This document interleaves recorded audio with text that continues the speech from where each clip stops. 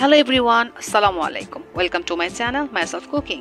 তো আজকে আমি খুব সহজেই ঝটপটে তৈরি করে ফেললাম একটা মিষ্টি জাতীয় ডেজার্ট, যা আপনাদের কাছে সুজির রসবরা পিঠা বা রসের পিঠা নামে খুব পরিচিত। তো সেই রেসিপিটাই আপনাদের কাছে শেয়ার করছি। তো এই জন্য আমাকে প্রথমেই সুজি লাগবে। তো আমি এখানে 1 কাপ পরিমাণ সুজি নিয়েছি। আপনারা আপনাদের পরিমাণ মতো কম বেশি করে নিতে পারেন। সবার বাসাতেই কম বেশি সুজি, ডিম, দুধ থাকেই। তা আমরা খুব সহজেই এই অল্প উপকরণে ফ্যামিলি মেম্বারদের জন্য খুব তাড়াতাড়ি একটা মিষ্টি জাতীয় ডেজার্ট তৈরি করে নিতে পারি। এখন আমি এই সুজির সাথে 2টো ডিম ভেঙে দিব। একটা ডিম আমি প্রথমে ভেঙে দিয়েছি, এখন আমি আরেকটা ডিমও ভেঙে দিচ্ছি। সুজির সাথে ডিমটা দিলে সুজির প্যাটার্নটা খুবই স্মুথ হবে এবং সুজির রসভরা পিঠাটাও খেতে খুবই সফট হবে। এখন আমি ডিমটা ভেঙে নিয়েছি। এর সাথে আমি 1 চিমটি লবণ অ্যাড করব। আপনারা আপনাদের স্বাদ মতো কম বেশি করে লবণ দিতে পারেন। এখন আমি একটা কাঁটা চামচ নিয়ে এই সুজি আর ডিমের মিশ্রণটা ভালো মতো মিশিয়ে নিচ্ছি।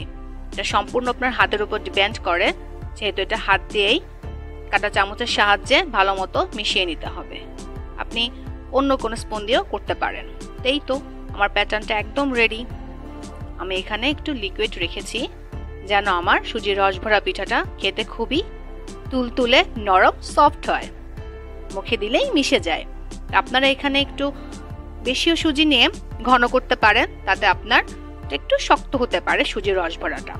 এই তো আরেকটা পাত্রে আমি 1 কেজি পরিমাণ দুধটা আধা কেজিতে জাল দিয়ে কমিয়ে তার সাথে 2 তেজপাতা, এলাচ আর পরিমাণ মতো চিনি দিয়ে আরেকটু জাল দিয়ে নিচ্ছি।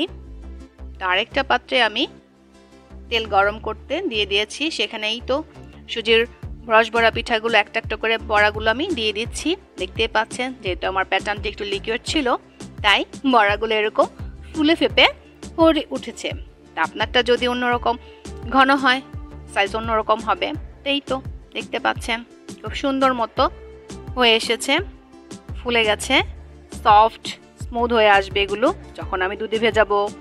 এই তো আমি বেশি ভাজবো না যাতে শক্ত না হয়, সেজন্য অল্প কালার চলে আসলেই উঠিয়ে নেব। এই তো আমার সুজির রসবড়াগুলো তৈরি হয়ে গেছে। এই তো আমার এখানে ফুটন্ত দুধের উপর আমি সবগুলো সুজির রসের বড়াগুলো একটা করে দিয়ে দিলাম। তো কিছুক্ষণের জন্য এগুলো আমি 5 মিনিটের মতো চুলোয় রাখবো যাতে ফুলে ফেপে ওঠে। তো এই তো খুব সহজেই তৈরি হয়ে গেল আমার সুজির রসভরা পিঠার একটা মিষ্টি জাতীয় ডেজার্ট রেসিপি।